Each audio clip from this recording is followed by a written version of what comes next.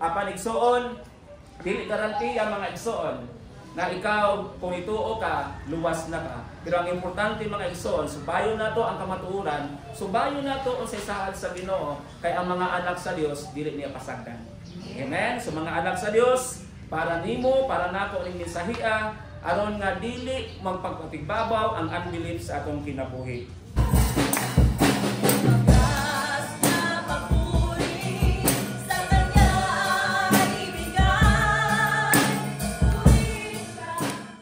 Akong gihatagan, gi-research na ko ning unbelief sa Google. Then, ang biblical meaning of unbelief is refusing, no? Refusing to believe God. So muna niingon ko nga 50% doubt, ang doubt may puluhan pa. Pero kaning unbelief, ni-refuse na gyud siya. So, again, kita karon mga igsoon, this is just a reminder. Nga naman, kung wala pa ka nito, kung wala ka ni-refuse mga igsoon, sa pulong sa Ginoo wala karon dinhi. Amen. Kay ang unbelief is refusing man. So kung ano mga hagad nimo mga igsoon, kung i-refuse ka, that is one of a manifestation that you have unbelief.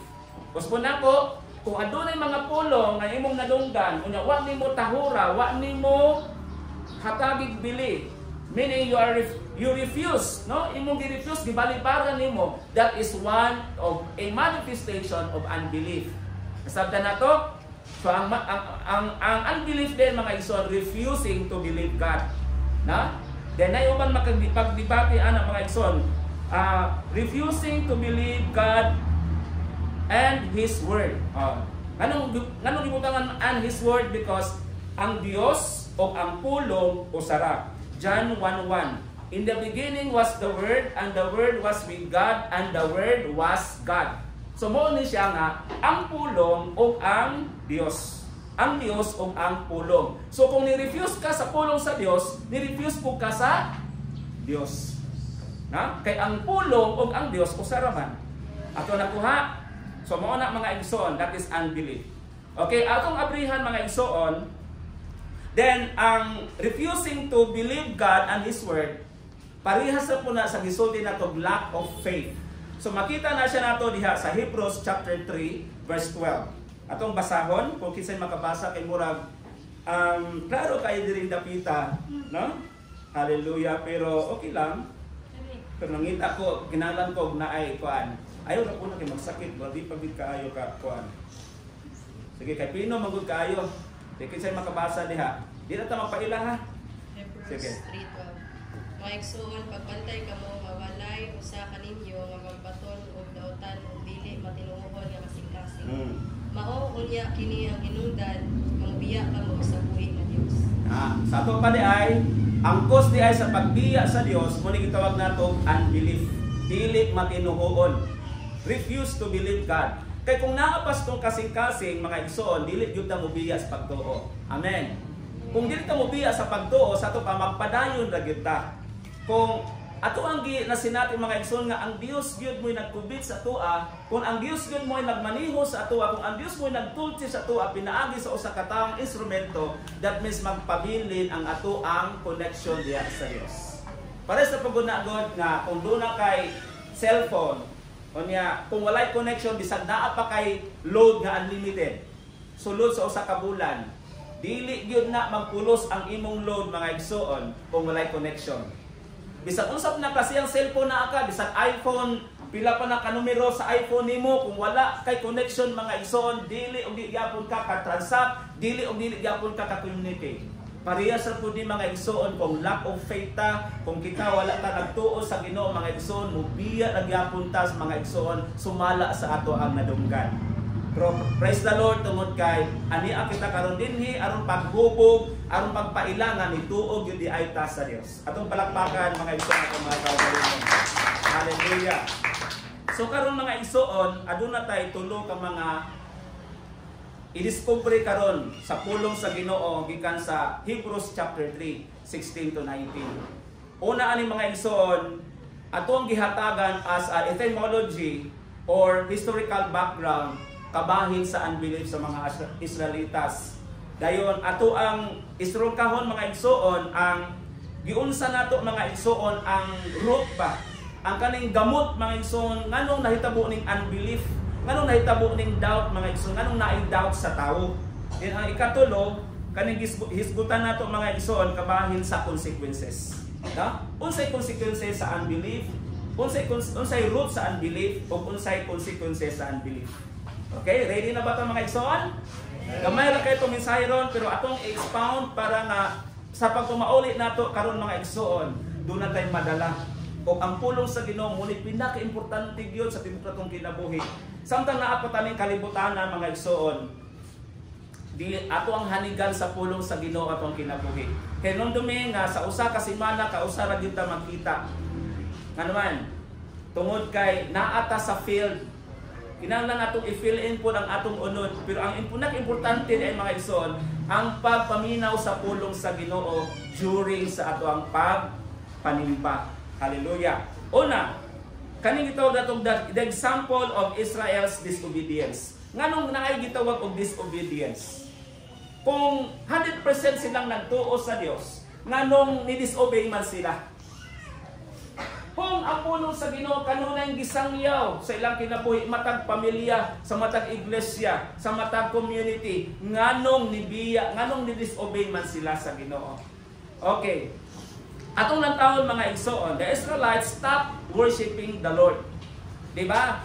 Sa diha pa sila sa Ehipto mga igsoon, no? Nailalom sila sa pipila ka mga tuig sa Ehipto, naulipon sila sa gahom sa mga Egyptians, labi na ni Pharaon. Nailalom sila, then sa pagkailalom nila mga igsoon, dito nakita nila dito nawala ang ilang connection sa Diyos.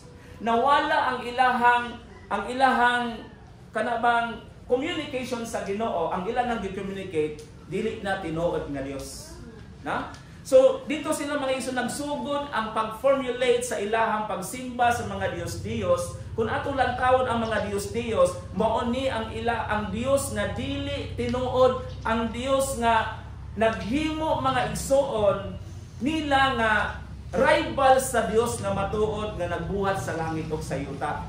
Kaya nga naman, instead, nagsimba sila sa Ginoo, piniling katawhan sila sa Dios, nagsimba sila sa Dios Espiritu kamatuuran, pero pag abot nila dito sa Ehipto, na-influence sila sa laing espiritu mga igsoon nga naa ditong dapita. That's why nag-worship sila sa mga bituon, nag-worship sila sa mga larawan, nag-worship sila sa mga bukid kung asa gi-introduce kanila sa mga kadagkuan ni Paraon. So muna mga igsoon, the Israelites stopped worshiping the Lord and began worshiping other gods. And this is one way of manifesting nga sila ni disobey sa Ginoo. Na? Then gawas pa anak mga igsoon, ingon diha sa Hebrews chapter 4 verse 11. Chapter 3. Chapter 4 verse 11. Unsa gisulti sa chapter 4 verse 11? Busa tinguhaon gayud nato ang kapahulayan at nga atong madawat. Dili gayud kita musundog sa mga tawo kaniadto nga wala magsunod sa Dios. Kay basin kon dili usab kita makadawat sa kapahulayan sama kanila. So mga igsoon, ang disobedience usa kini siya kapag paila pagpasabot nga dili kita makadawat sa kapahulayan. Mao na ang mga tao mga igsoon walay tinguha nga muduol sa talad sa Dios tungod kay ang ilang ipanghuna-huna ang ilahang mga kahintang sa atong panahon karon. Ilang gisit aside mga igsoon ang gusto sa Ginoo. Di ba sa kanta na to ganiha nga what He says we will do. Di ba? Kung unsa ilang gisulti atong buhaton. Unsa to iya gisulti sa awit? What He says, we will do. Where He sends, we will go. Okay? So, kung unsa atong nadungog, atong buhaton, kung asa ta niya paadtoon, moadto ta. Amen. Kabalo ko nga ang Dios may nagpaadto ninyo diri dapita. Amen. Hallelujah. Palakpakan nato ang Dios. Tungod kay gipakita sa Dios nga palangga ka sa Ginoo. Dili ganahan si Lord nga ikaw matumpawak aron dili ka makabaton og kapahulayan. Unsa man ning kapahulayan? Kanibang bisan pag naatay mga problema, makakatawa ra gyapon ta. Amen. Bisan pag naatay mga problema, pero makapahiyom ra gyapon ta. Bisan tuod o persecute na ka na akit akong mga problema sa imong pamilya, pero nganong malipayon ra gihapon ka from inside and out. Tanawa mo na imong tapat. Tanawa siya sa nawong.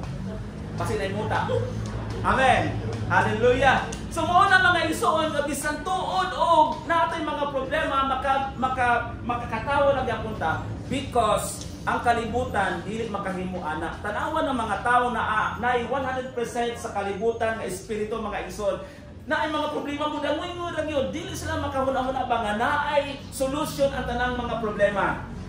Naay solusyon mga ito ang tanang mga problema mo nang makahimo kag pahiyom tungod kay ang tag-iya ang taga-solusyon sa imong problema dili ang imong uyab, dili ang imong mama o papa, kundi labaw sa tanan ang magahata og solusyon sa imong problema ang Dios nga naa sa langit.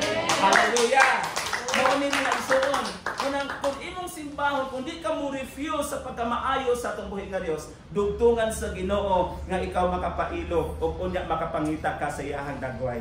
Mao ni ang tuyo sa Dios mga ison nganong gibuhat niya ang tawo. Ang tuyo sa Dios nganong gibuhat niya ang tawo aron nga ikaw makasabit sa iyahang pagtawag diha kanimo mga ison. Mao ni gusto sa Dios nga ihusaon ka, bugkuson ka. Munang ang pagsinabtanay na agyod kanunay sa pamilya kung naa ang espiritu nga nagpataliwala sa usa ka relasyon o labaw sa tanan sa pamilya mga igsoon. Hallelujah. Na munang usa ka pag-remind sa matag usa kanato nga busa tinguhaon gayud nato kaning word nga tinguhaon that means naa jud kay pangandoy ba nga imuhag yung i-desire pangandoyon gud nimo nga si Lord na gyud ang tanan nga mamuhat ani. Do ang uban negatibo na para nimo, ang uban mubas na nimo, ang uban maghukom na nimo, pero kung naa kay Dios mga igsoon, dili sila makapanghilabot sa inyo. Amen. Tungod kay ang tambag sa Ginoo mga igsoon, labaw sa tanang tambag, labaw sa tanang maalamon ning kalibutan. Dili nimo rin ma-expect sa imuhang silingan, sa imong friend mga igsoon. Apan expect pag maayo diha sa atong buhi nga Dios. Dili gyud ta makapahulay mga igsoon. Kung ato ang dawaton, kung ato ang naaston kasing-kasing ang disobedient. No? Dili gayud kita musundog sa mga tao kaniadto nga wala magsunod sa Dios. Maila nato mga igsoon ang mga tao nga dili ganahan musunod sa Dios. Maila nato mga igsoon tungod kay naa kanila ang gitawag nato unbelief. Naa kanila mga igsoon ang kinaiya nga dili gyud kanunay matinahuron sa Ginoo. Remember, disobedience is one of the product of unbelief. No? Ang disobedience mga igsoon, mao kini siya ang resulta mga igsoon diha sa ato ang di pag-refuse sa pulong sa Ginoo, sumala sa atong nasabtan, sumala sa atong nadunggan. Hallelujah. Dalaygo ng atong buhi nga Dios mga igsoon. Ang ikaduha, identify the roots of doubt and disbelief. No? Atong i-identify mga igsoon ang roots. Unsa nang roots gani? Ang ugat, ang sinugdanan sa Subscribe Born to Praise TV channel.